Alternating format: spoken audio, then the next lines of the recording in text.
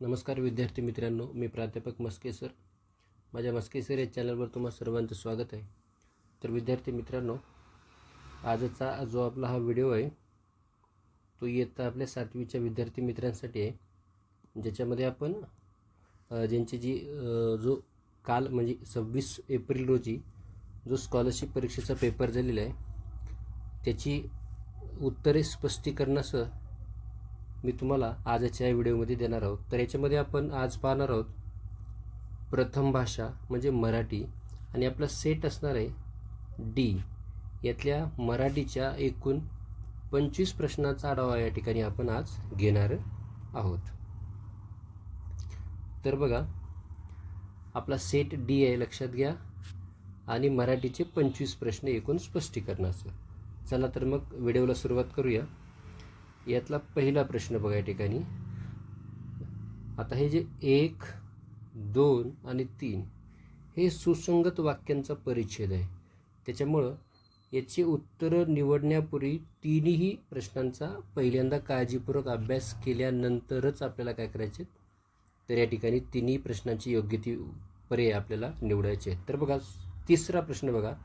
थोड्याच दिवसांनी ऋतुराजाच्या आगमनाने निसर्गात टिंबटिंब निर्माण होईल. तर ऋतुराज म्हणजे चैतन्य निर्माण होईल. सारे शेतकरी सुकावले होते, वृक्ष निष्पर्ण झाले होते, उकाड्याने हैराण झाले होते. आता याचं उत्तर संपण्यापूर्वी बघा, टिंबटिंब दिवस संपत आले होते म्हणजे कशाचे? उन्हाळ्याचे दिवस संपत आले होते. आणि उन्हाळ्याचे दिवस संपत आले होते या अर्थी सगळेजण उकाड्याने हैराण झालेले होते. तर बघा, पहिल्या प्रश्नाचा पर्याय क्रमांक 2, दुसऱ्याचा पर्याय क्रमांक 3 आणि तिसऱ्याचा पर्याय क्रमांक 3. आता पुढे बघा, प्रश्न क्रमांक 4. पुढीलपैकी वेगळ्या अर्थाचा शब्द असलेला पर्याय निवडा. दिव्य, प्रचंड, भव्य, विशाल. तर याच्यामध्ये बघा, पर्याय क्रमांक 1 जर सोडला तर प्रचंड, भव्य आणि विशाल हे काय करतात, तर आकार दाखवतात. प्रश्न क्रमांक 5. पुढीलपैकी शुद्ध शब्द ओळखा. तर बघा, कीटक, कीटकाची जी वेलांटी आहे ती या ठिकाणी दीर्घ पाहिजे, हे अशा प्रकारे. त्याच्यानंतर कौतुकचा जो हा उकार आहे तो या ठिकाणी दीर्घ आहे, हा ऱ्हस्व पाहिजे. भीषण मधली जी भीची वेलांटी आहे ती दीर्घ पाहिजे, म्हणून यातला शुद्ध शब्द कोणता, तर मृत्युंजय. प्रश्न क्रमांक 6 बघा. अलंकारिक शब्द व त्याचा अर्थ यातील चुकीच्या अर्थाचा पर्याय निवडा. कोल्हेकुई शूद्र लोकांची बडबड, बरोबर आहे. खुशाल चेंडू अतिशय चैनीखोर माणूस. पांढरा कावळा अतिशय शांत वृत्तीचा माणूस, अर्थात ही चुकीची जोडी आहे. बादरायण संबंध म्हणजे बळेच दाखविलेला संबंध, अर्थात पांढरा कावळा म्हणजे काय, निसर्गातील एखादी अतिशय दुर्मिळ गोष्ट, पण या ठिकाणी काय दिलेलं आहे, तर अतिशय शांत वृत्तीचा माणूस, म्हणजेच चुकीचा पर्याय कोणता आहे, तर पर्याय क्रमांक 3. प्रश्न क्रमांक 4. क्षुधाक्रांत या शब्दाचा योग्य अर्थ कोणता. तर क्षुधाक्रांत म्हणजे भुकेने व्याकुळ झालेला. कारण क्षुधा म्हणजे काय, तर भूक. प्रश्न क्रमांक 1. अवसान गोळा होणे. अवसान गोळा होणे म्हणजे काय, तर शक्ती एकवटणे. प्रश्न क्रमांक 9. टिंबटिंब पोट भरत नाही, अपूर्ण मन पूर्ण करा. तर या ठिकाणी पर्याय क्रमांक 4. दात करून पोट भरत नाही. प्रश्न क्रमांक 10 बघा. 10 काय सांगतो की पुढीलपैकी सजातीय स्वरांची जोडी कोणती नाही. तर तुम्हाला माहिती आहेच की ई ही सजातीय स्वरांची जोडी आहे, अ देखील आहे, उ देखील आहे. तर ए आय ही सजातीय स्वरांची जोडी नाही, कारण हे 2 संयुक्त स्वर आहेत, आणि संयुक्त स्वरांची उच्चारस्थानी कशी असतात, तर भिन्न असतात. म्हणून सजातीय स्वर नसलेली जोडी कोणती, तर पर्याय क्रमांक 3. प्रश्न क्रमांक 11. संधी नियमानुसार विसंगत जोड शब्द ओळखा. तर त्या ठिकाणी हे आपल्याला 4 शब्द दिलेले आहेत, आणि या 4 शब्दामध्ये तर 3 शब्दांचा संधी एक प्रकारचा आहे आणि एक त्या ठिकाणी वेगळा आहे. तर आता बघा, निष्फळ, षडानन, निष्कारण, दुष्कर. आता जर एक जर पाहिलं आपण, निष्फळ, निष्कारण आणि दुष्कर ही जी आहे ही विसर्ग संधीचे उदाहरण आहेत. तर षडानन ही व्यंजन संधी आहे, म्हणजे गटात न बसणारा पर्याय म्हणजे कोणता? पर्याय क्रमांक 2, कारण तो व्यंजन संधीचा प्रकार आहे. आणि बाकीचे कोणते आहेत? तर बाकीचे आहेत हे निष्फळ, निष्कारण आणि दुष्काळ हे विसर्ग संधीची उदाहरणं आहेत. बरोबर. पुढे बघा, प्रश्न क्रमांक 12, पुढीलपैकी कोणत्या वाक्यात संयुक्त क्रियापद आहे? शेतकरी शेतात राबत असतो, राधा शेंगदाण्याच्या चिक्कीचे पाकिट घेऊन आली, वाटेत एक भेळेचे दुकान होते, दधीची ऋषींची मानसिक सामर्थ्य थोडे मोठे होते.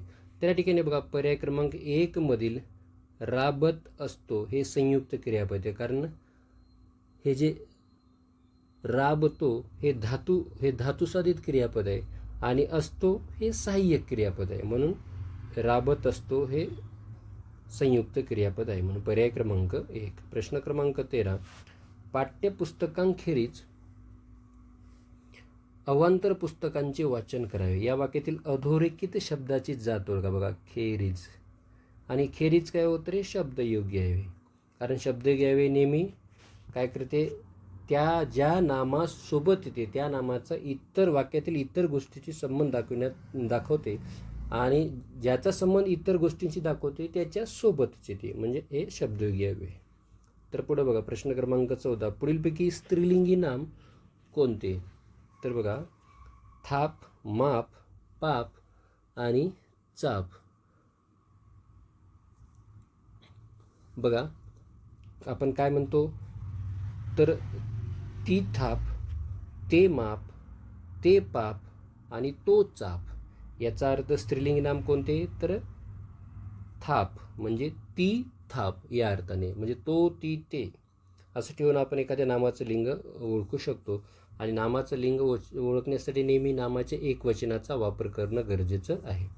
प्रश्न क्रमांक 15 बघा, वचन प्रकारानुसार विसंगत नाम ओळखा. बघा, प्रार्थना, घटना, सामना, भावना. आता बघा, सामना, घटना आणि भावना ही काय? तो स्त्रीलिंगी नामे आहेत. बरोबर. अशी स्त्रीलिंगी नामे आहेत की जी एकवचनात आणि अनेक वचनामध्ये सारखीच असतात, पण त्यातलं हे जे सामना आहे हे आहे पुल्लिंगी नाम आणि याचं अनेक वचन सामने असं वेगळ्या पद्धतीचं होते. याउलट प्रार्थना, घटना आणि भावना यांचं मात्र एक वचन आणि अनेक वचन कसं आहे? सारखंच आहे. म्हणून विसंगत पर्याय कोणता? तर पर्याय क्रमांक 3, सामना. प्रश्न क्रमांक 16, पुढीलपैकी सप्तमी विभक्तीचे प्रत्यय कोणते? तर सप्तमी विभक्तीचे प्रत्यय आपल्याला माहिती आहेत, तर कोणते आहेत ते? त, इ, आ म्हणजेच पर्याय क्रमांक 4. पुढे बघा, स्वातंत्र्य प्राप्तीसाठी क्रांतिकारकांनी बलिदान दिले होते. या वाक्यातील अधोरेखित शब्दाची विभक्ती ओळखा. तर अधोरेखित शब्द कोणता आहे? तर क्रांतिकारक.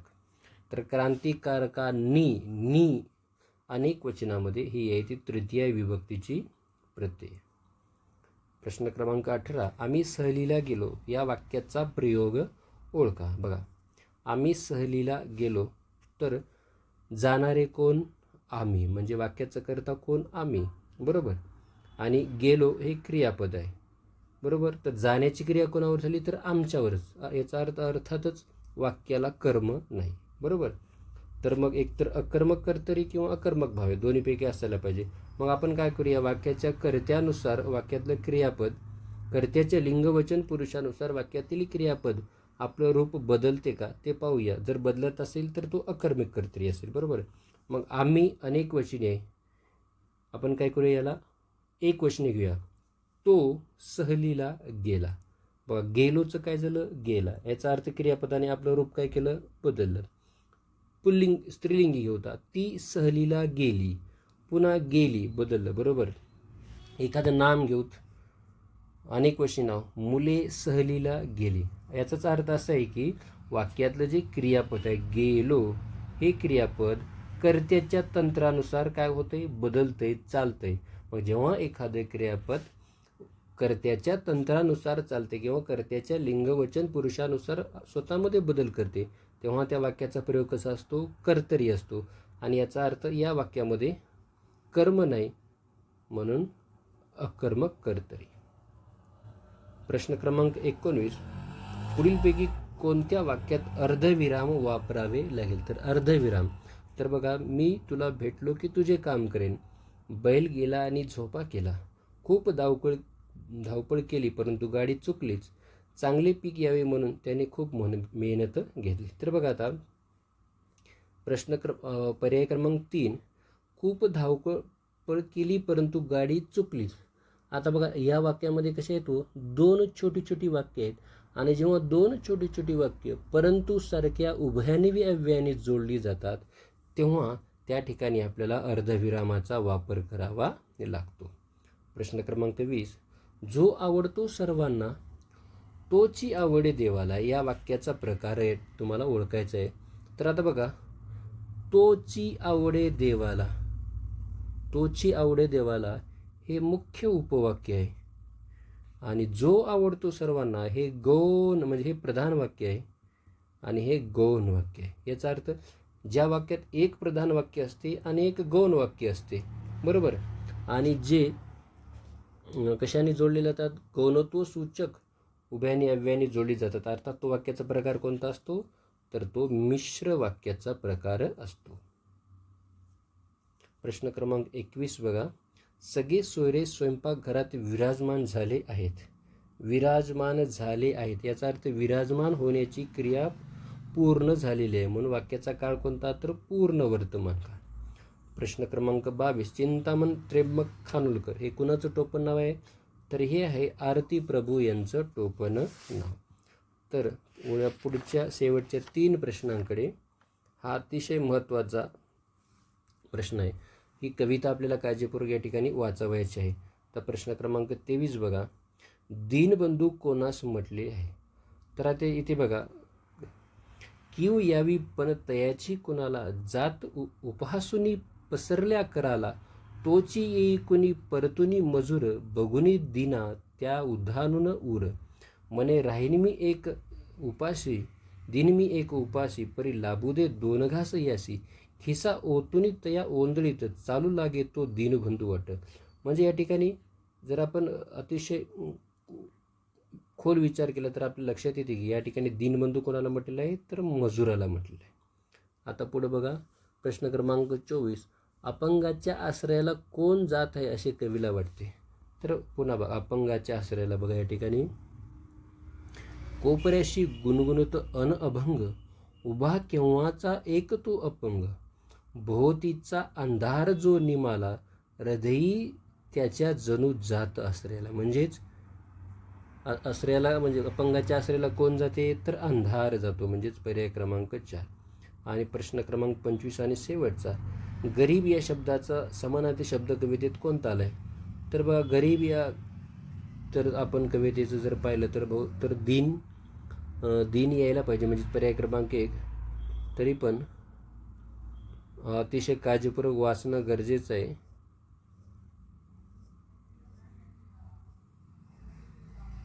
तर इतर कोणताही शब्द या ठिकाणी आलेला नाही याचा अर्थ. पण दिन म्हणजे कोणतं, तर हे पहिल्या क्रमांकाचं, कारण हे दिन म्हणजे दिवस, पर्याय क्रमांक 1. तर बघा विद्यार्थी मित्रांनो, अशा प्रकारे आपण या ठिकाणी इयत्ता 7वीचा जो 26 एप्रिल 2026 रोजी रविवारी झालेला जो स्कॉलरशिपचा पेपर होता, त्यातला जो प्रथम भाषा म्हणजे मराठीचे जे 25 प्रश्न होते त्याचं व्यवस्थित स्पष्टीकरण असं उत्तर या ठिकाणी मी दिलेलं आहे. असे इंग्रजीचा देखील व्हिडिओ आपण ऑलरेडी, इंग्रजीच्या 25 प्रश्नांचा व्हिडिओ देखील आपण ऑलरेडी चॅनलवरती अपलोड केलेला आहे.